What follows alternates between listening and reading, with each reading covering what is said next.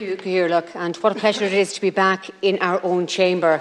I hope as we approach the October 22nd lifting of restrictions that other aspects of life in Leinster House will likewise return to normal. Leader, I'd like to call for a debate on what is to be done about the horrific instances of murder-suicides in our rural farming communities. Yesterday morning, a woman and her 24-year-old son were laid to rest in Kerry. Kind, gentle people taken from us by a wanton act of violence.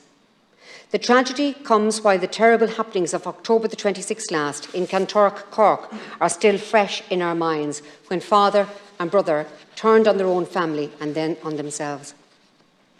While the prevalence of firearms in these communities enables these vicious acts, it is all too often land or farm ownership disputes which cause them.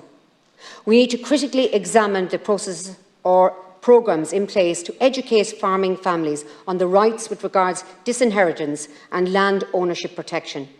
We need a dedicated support process for families engaged in disputes over wills. We need to look at the role which can be played by the Minister for Agriculture and his department, as well as the Irish Farming Association, in the provision of mental health supports in our rural communities. The increased attention being paid to mental health in the past number of years is of immense importance, but we cannot allow it to be confined to student unions and Twitter campaigns. These senseless killings and suicides will only become more prevalent if the underlying issues are not addressed.